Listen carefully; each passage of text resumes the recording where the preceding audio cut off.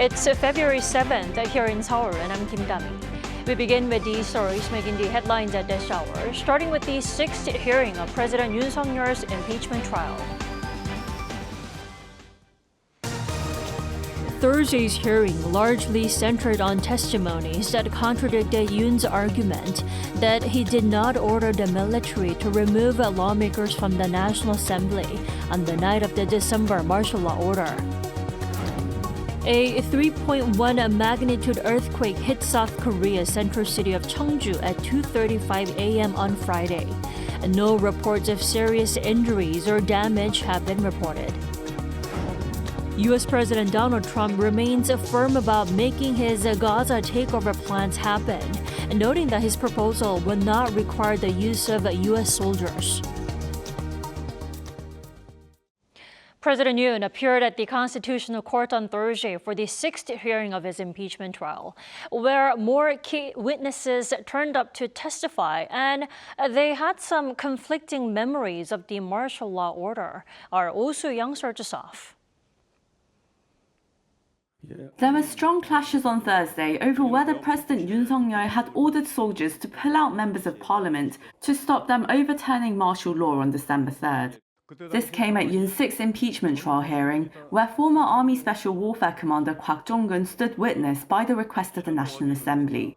Kwak firmly maintained his position that the president in a phone call ordered him to drag out lawmakers or 의원 from the National Assembly, not agents or Yoon, as claimed by Defense Minister Kim Yong-yeon. At the time, the 707th Special Mission Forces were at a standoff and weren't inside the main building. Since I received the call in that context, I naturally assumed he was referring to National Assembly members and understood it that way. Then, with questions fired over his choice of words, he admitted the president told him to pull out the numbers or 인원, not legislators or 의원 inside the National Assembly. To this, President Yoon himself spoke out. 저는 그냥 사람이라는 이런 표현을 놔두고 또 의원이면 의원이지 인원이라는 말을 저는 써본 적이 없습니다. Yoon also refuted the former commander's claim that the president and the defense minister did not want the number of legislators in the assembly to reach 150, the number of votes needed to pass a motion to revoke martial law. 한 명, 두 명을 몇 명이 가서 끄잡아낼 수 있는 게 아니라 151명이든 152명이든 다 끄잡아내야만 그 회의를 막을 수 있는 것인데 그런 상황을 충분히 아는 사령관 입장에서 만약에 저나 장관이 의원을 끄집어내라는 취지의 얘기를 했다면 그냥 즉각 이거는 지금 현재 상황이 이렇기 때문에 우리 병력으로는 불가능합니다라고 얘기하는 게 상식이지. He accused Kwak of conspiring to impeach him, with First Deputy Director of the National Intelligence Service Hong Jang-won, who also testified unfavorably for Yoon. Kim Hyun-tae, commander of the 770th Special Mission Battalion, who led the break-in at the National Assembly, also testified on Thursday. He said Commander Kwak Jong-un did say the number of people should not exceed 150, and added that Kwak seemed to be relaying instructions from a higher authority rather than issuing a command. Kim said he did not receive any orders to remove or restrict the movement of legislators in the National Assembly, but to lock down the building. Presidential Secretary for Economic Affairs Park Chun-seop also testified, suggesting that Yoon's martial law was motivated by the opposition-led parliament's impeachment of various state officials, unilateral legislation, and slashing of the government's budget. As the testimonies continue, the National Assembly's impeachment panel accused Yoon of inconsistency. He's abandoned his stance that he wanted to eradicate anti-state forces through martial law and is now solely focused on finding statements that are advantageous to him. With many conflicting statements to cross-check and verify, it's still unclear how the court will manage the pace of the proceedings and whether it will choose to hear from more witnesses, as there are just 2 hearings left until next Thursday. Court officer Chun Jae-yeon said Wednesday that scheduling additional hearings is at the court's discretion, and there's no official position yet. But she noted that trial dates can be postponed depending on circumstances. The court has approved a total of 16 witnesses requested by Yoon and the National Assembly, rejecting most of the more than 30 witnesses Yoon's team applied for. The next trial hearing takes place on Tuesday. 오수영, Arirang News. So, with the sixth hearing having taken place on Thursday, there are now just 2 hearings left for Yoon's impeachment trial. Will the last 2 hearings be enough for the court to make a decision? Let's turn to Professor Song Se-ryun. Thanks for joining us. Thank you for inviting me. So, Yoon's legal team has applied to have over 30 witnesses, and the court is still reviewing the candidates. The question is, how likely is it that the court will accept Prime Minister Han Duck-soo as a witness? Well, I think they selected 8 already out of 31. They showed they're resolved to move the proceeding pretty briskly. And I think in that case, the Prime Minister Han Duck-soo, they will apply the same kind of logics. They don't want the duplicate testimonies or something that will not be relevant to the proceedings they want to avoid. So I think that's why they are mulling over whether the Prime Minister Han Duck-soo is absolutely necessary for the remainder of the proceedings. I think I'm leaning against, I'm betting that they'll not call Han Duck-soo, but it's up to them. Right, it is still considered an option. Now, President Yoon's side has made a request to the court to hold hearings once a week, not twice a week, that the court has been doing. How likely is it that the court will accept that request? Well, I think that the broader issue is whether they can finish it in 180 days. But I think the real deadline is April, when the 2 justices come off the bench. I think the date is April 18th. So they want to move it briskly. But at this point, unless there is an extension, only 2 hearings left. So it's not going to make too much difference. I think their willingness to move proceedings very fast, they'll be balancing that with a caution procedurally and giving the president all the chances to put their defense on. So either way, I don't think it makes a big difference unless there is a big move from the president's side to prolong their debates and their defenses beyond the 8th time they put on the hearing. Well, like I said, there are only 2 hearings left, and it looks like it's possible to have additional hearings on top of the 8 that are scheduled. The question is, will there be an extension to the number of hearings? And if so, how many do you expect there should be? Well, it is possible. The court's intention is that they will have 8 the hearings, but it's a guideline. They'll hear the motions made by each parties. If that makes sense, they'll grant it. If not, they'll just stick to the hearings. But I think the countervailing point is that they want to finish it as early as possible, but at the same time, they want to be very cautious about the procedure.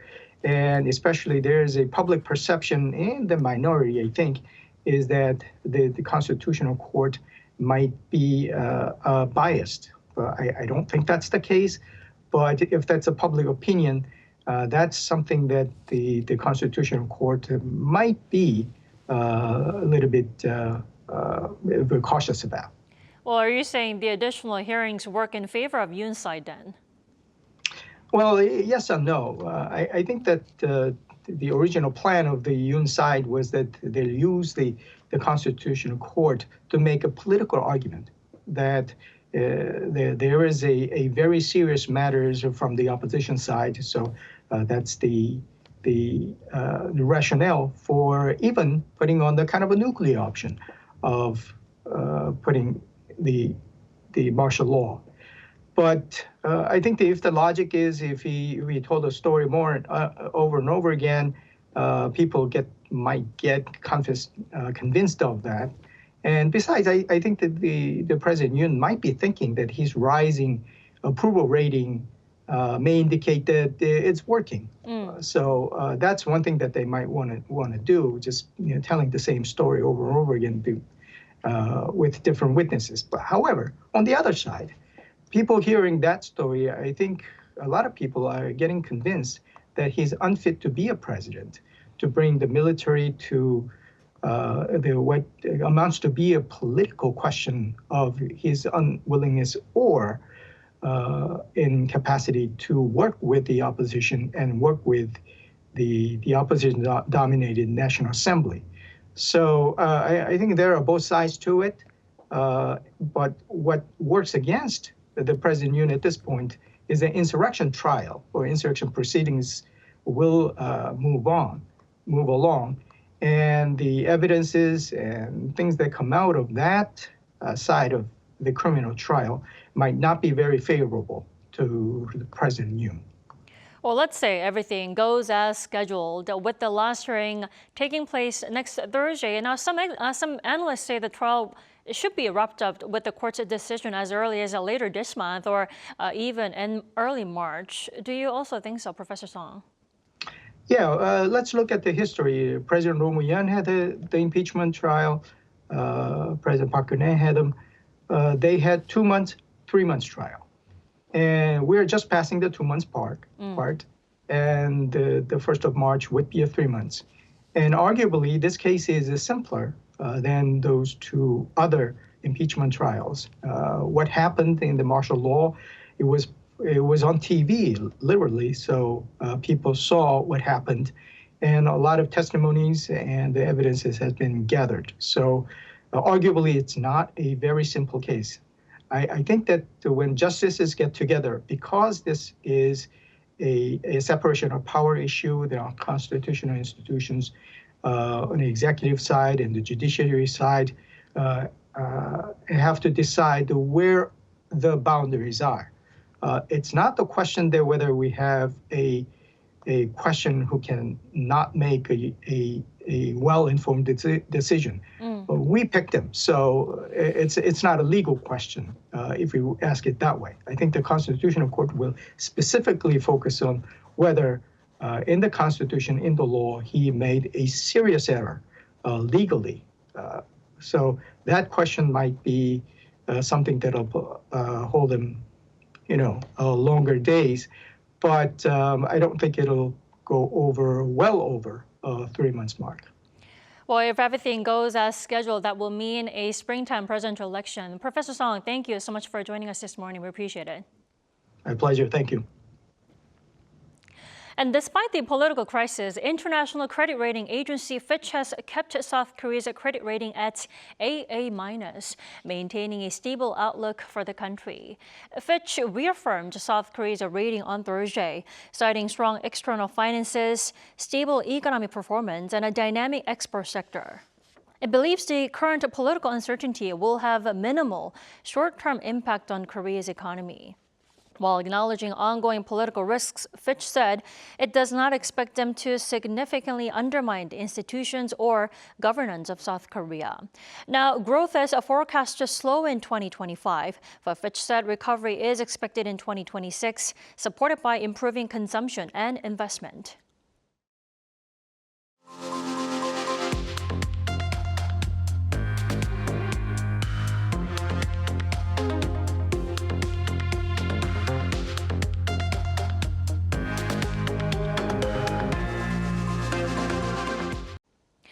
Early this morning, a magnitude 3.1 earthquake hit South Korea's central city of Chungju, with reports of shaking in surrounding areas. No major damage has been reported yet. Our Kim Jung-seo reports.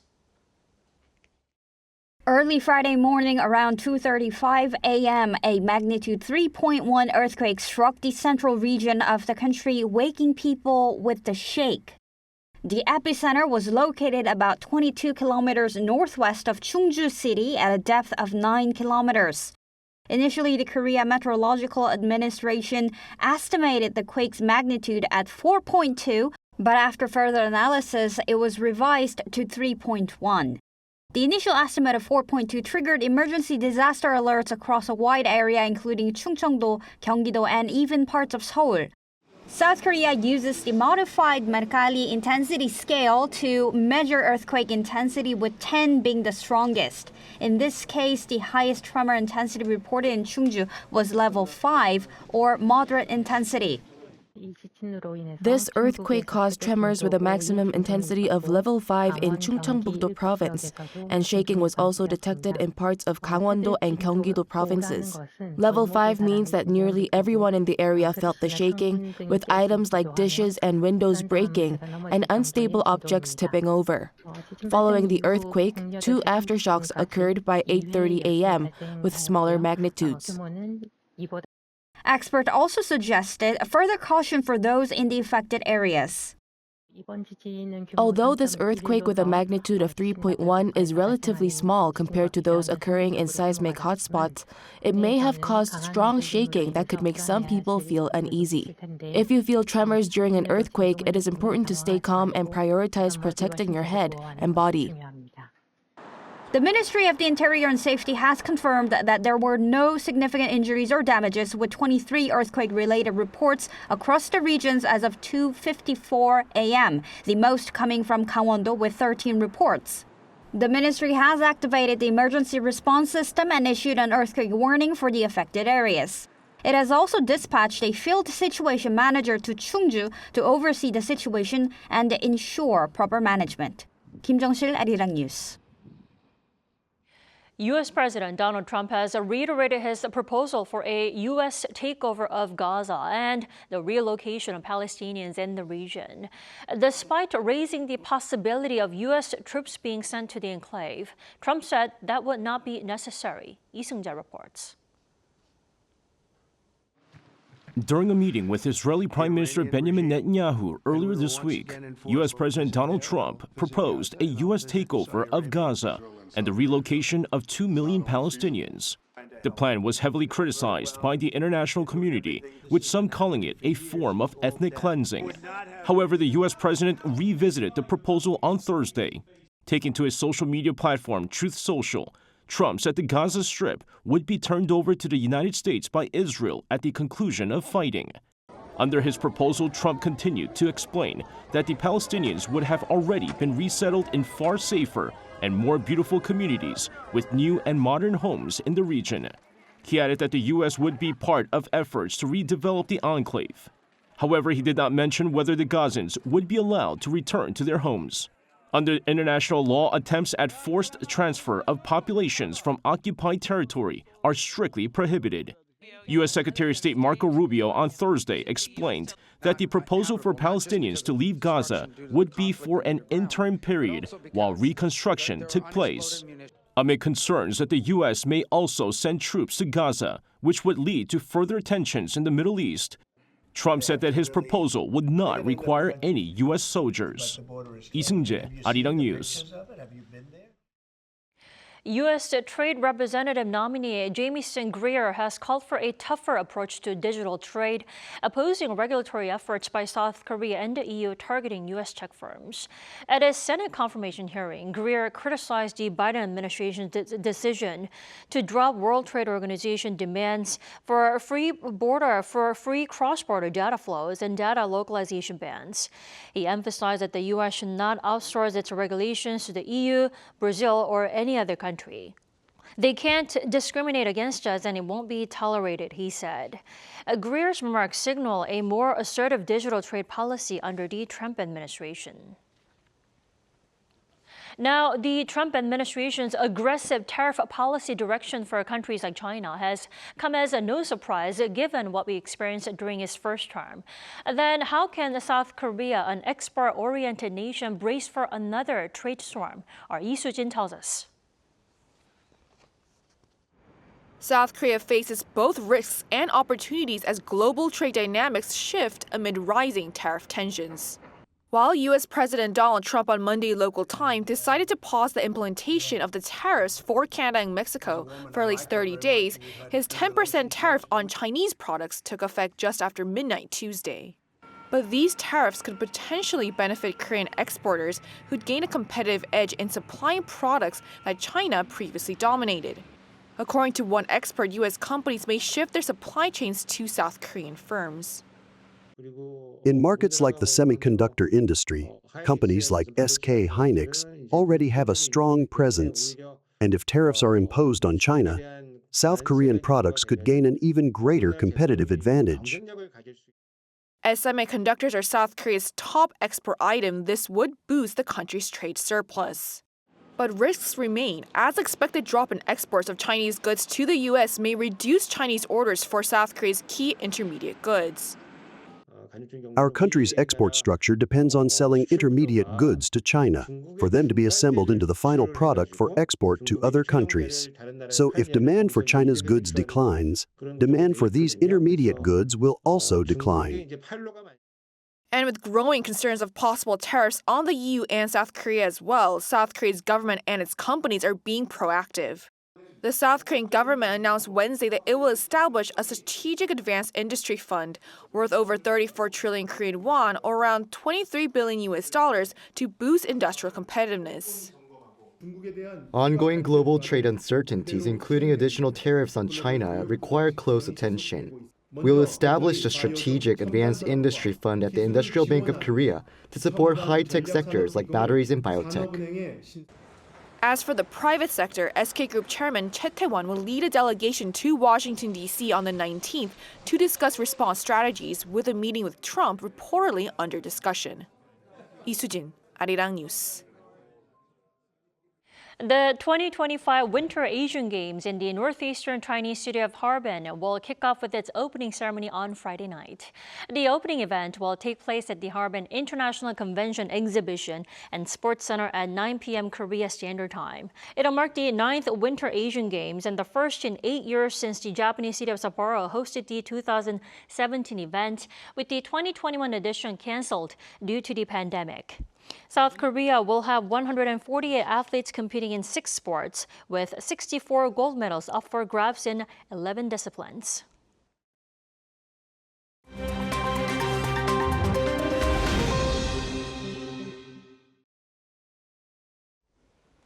Good morning, I'm Choi Ji-hee, and this is The World Now.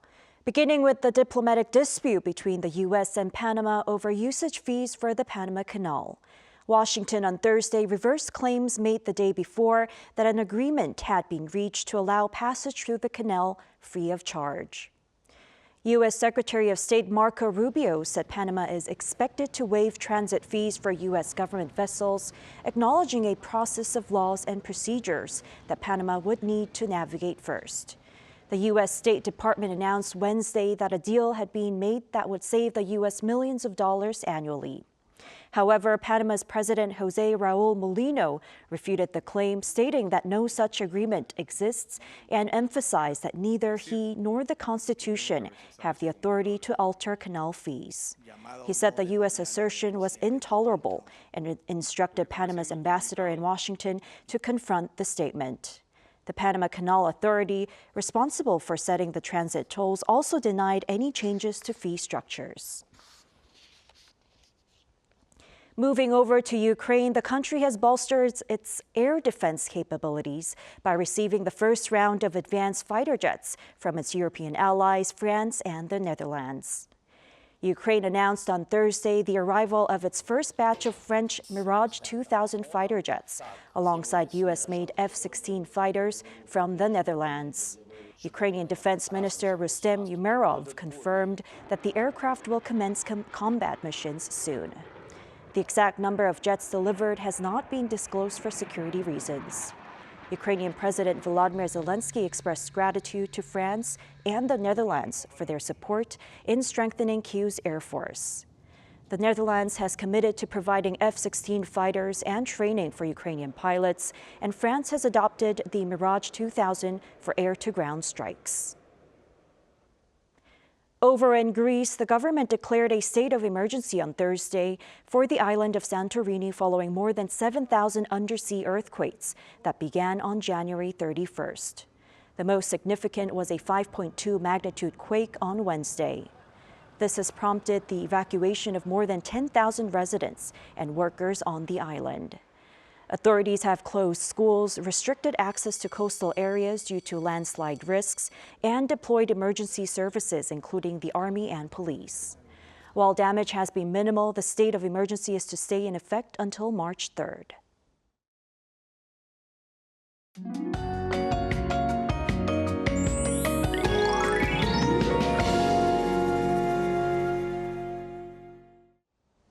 Brace yourselves. Winter feels like it's in full swing this week. It has been bringing freezing temperatures and heavy snow across the country.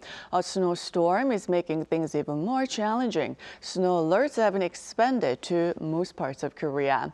The capital area could see 8 to 10 centimeters of snow in the morning. Chungju could see up to 15 centimeters of snow into Saturday. Snowy days should be less cold, but that's not the case for today. A strong cold wave continues with a cold wave warning remains in place for central regions, and afternoon highs will be similar to morning lows. Seoul should get up to -7 degrees, but the feels-like temperatures will be as low as -14 degrees. Daegu gets up to -1. The wintry mix continues in Jeollado and Jeju through Sunday. Stay safe on the road. Staying extremely cold through Monday morning, then things will be much more bearable next week.